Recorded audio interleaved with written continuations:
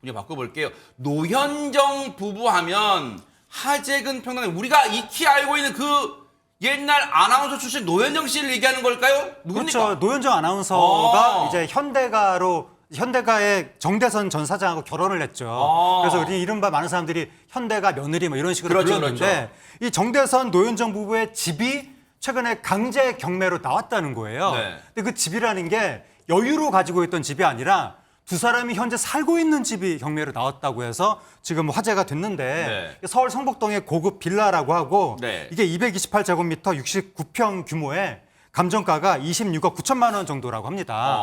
근데 이 집만이 아니라 정대선 전 사장이 성북동 인근에 땅도 가지고 있는데 이 땅은 그 할아버지인 정주영 회장으로부터 상속받은 땅이라고 합니다.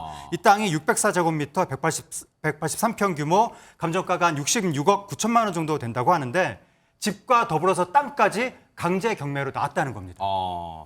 강제 경매예요. 근데 박효연 변호사님 시청자분들도 그런 생각하실 거예요. 보통 우리가 살던 집이나 아니면 보유하고 있던 땅을 팔 때는 경매라는 굳이 표현 말고 뭐 매매, 뭐 거래 그런 표현을 쓰잖아요. 근데 왜 강제 경매라는 단어가 왜 등장한 거예요? 네, 강제 경매라는 절차가 나오는 것은요. 본인이 임의적으로 처분하는 절차들, 매매라는 절차들을 하질 않고요.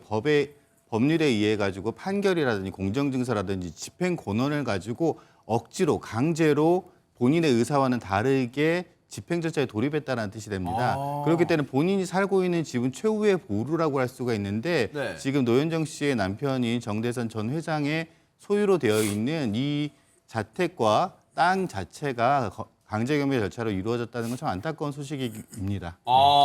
정대선 전 HINC 사장의 집과 그리고 옆에 보유하고 있던 땅도 지금 강제 경매에 넘어갔다는 거예요. 그런데 보세요. 지금 최진봉 교수님, 현대가 3세인 정대선 씨 하면은 이제 앞서도 말씀해 주셨지만 이 노현정 씨가 하도 원래 유명하다 보니까 노현정 씨의 그 남편분으로 해서 더 세간에 알려졌었던 분인데 그러면서 노현정 씨가 앞서 말씀드린 것처럼 현대가 며느리 그런데 보세요. 언뜻 시청자분 생각할 때는 현대가 며느리면 집에 잘 살 텐데 아니 법원이 강제 경매한다? 아니, 돈이 없는 거야? 막 이런 생각 하실 거예요, 시청자분들은. 당연히 그렇게 생각할 수밖에 없죠. 현대가인데 집을 경매가 들어가? 이건 좀 이해가 안 되잖아요. 근데 실제 이 정대선 사장이 전 사장인데요. 최대 주주로 있는 중견 건설 업체가 있었어요. 지금 아까 얘기했던 그 회사인데 그 회사가 2023년 회생을 신청해서 기업 회생 절차에 들어갔어요.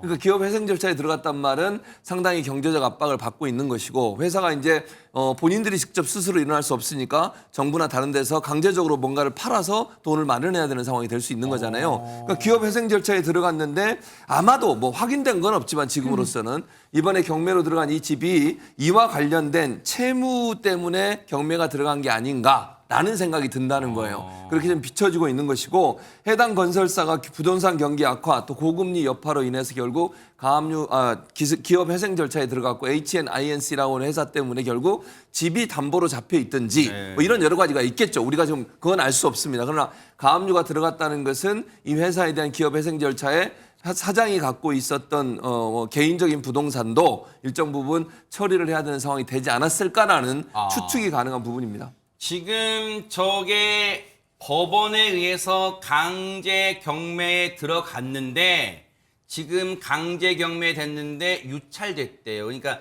저걸 사려는 사람이 지금은 없어가지고 팔리진 않았어요. 그런데 조만간 가격을 지금 낮춰서 내려서 다시 강제 경매에 들어갈 예정이래요. 그럼 허주현 변호사님 혹시요 이제 첫 강제 경매보다 가격을 좀 낮춰서 강제 경매를 하게 되면 혹시 이 가격쯤이면 내가 살만하네 하고 이 임자가 나타난다면 그러면 이 정대선 전 사장과 노현정 씨 부부는 당장 저 집에서 나와야 되는 거예요. 어떻게 됩니까?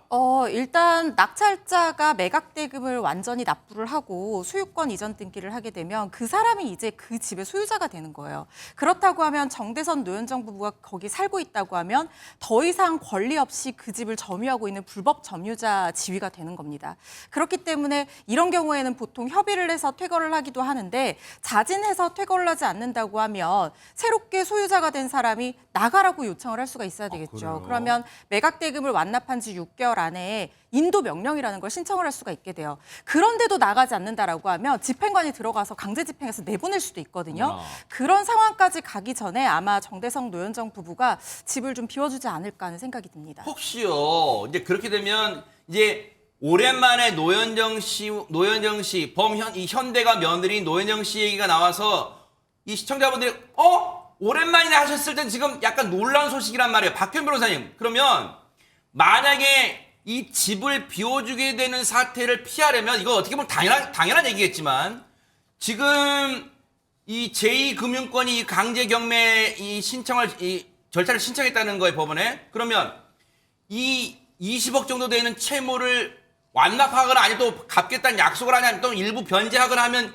이 경매 절차가 취소되거나 지연될 수 있고 그런 건가요? 어떻습니까? 예, 법원의 절차가 지금 현재 어디까지 진행됐는지는 확인할 길이 없습니다. 그런데 강제경매 절차가 이미 진행되고 있다 그러면 그 원본 자체를 전부 다 납부하지 않는 이상 원칙적으로는 경매 절차가 원활하게 진행이 될 겁니다. 그러니까 완납을 해야 한다는 완납하지 거야. 않으면 근데 거기 완납까지 힘든 게 뭐냐면 지금까지 경매 절차를 하면서 아마 경매 관련된 비용들이 발생을 할 거고요. 네. 그리고 이자 같은 것도 이미 더 상당히 밀려 있는 상황이 될 거예요. 그러면 그냥 처음에 변제를 일부러 하고 채권자가 직접 분할 약정이라든지 이런 조정 절차를 통해 가지고 시간을 지연할 수가 있는데 법원에서 이미 강제 경매 절차가 진행이 됐다 그러면 반대편에 있는 낙찰을 기다리고 있는 사람들이 분명히 있을 거란 말이에요. 그러겠네요. 그럼 그분들 같은 경우에는 돈이 더 떨어지기를 감정가보다 낮은 금액으로 낙찰이 되기를 기다리는 분들이 상당히 있어 버려서 오히려 그분들 같은 경우에는 한 10%의 예납금만 집어넣고 낙찰을 우선 받아버리는 경우가 더 크죠. 예. 그런 다음에 혹시라도 노현정 그 정 전 사장님 쪽과 부부가, 예. 협상을 해가지고 그거보다 더 높은 가격으로 받는 방법도 생길 수가 있기 때문에 좀 조치를 취하신다고 하면 빨리 좀 진행을 하셔야 되지 않을까. 그런 한시가 생각이 급한 듭니다. 상황이에요. 그렇죠. 지금 네네. 정대선 전 사장과 노현정 부부 입장에서는 그런 시간이 촉박한 상황인데 유인경 평론가님 그러다 보니까 오랜만에 노현정 씨 근황을 들으시다 보니까 근데 약간 이건 지금 이제 이렇게 밝은 소식은 아니란 말이에요. 그러다 보니까 잘 살고 있는 줄 알았는데 범현대가 며느리로 잘 살고 있는 줄 알았는데 이런 일이 생겼어. 앞으로 그럼 노현정 씨는 어떻게 되는 거야? 궁금하실 수도 있을 것 같아요. 예, 노현정 씨가 KBS 아나운서로 굉장히 각광받다가 결혼과 함께 방송계를 떠난 게 2006년이니까. 그렇게 오래됐어요? 횟수로는 거의 20년임에도 불구하고 전직 아나운서 그리고 재벌 중에서도 굉장히 커다란 재벌인 현대가의 며느리란 이유만으로 여전히 관심을 받고 있지요. 네. 그래서 우리가 노현정 씨의 근황을 알 수 있는 것은 대부분 종로구 청운동에서 열리는 범현대가의 정주영 회장 기일 때 예, 바로 저런 모습이에요. 네, 그때 맞아요. 꼭 한복을 차려 입고 가고 네. 노현정 씨가 어떤 옷을 입었다, 어떤 가방을 들었다 등등 하고 있는데 네. 정대선 씨 같은 경우에는 이제 재벌 3세라고는 하지만 정주영 회장 일가가 워낙 많아요.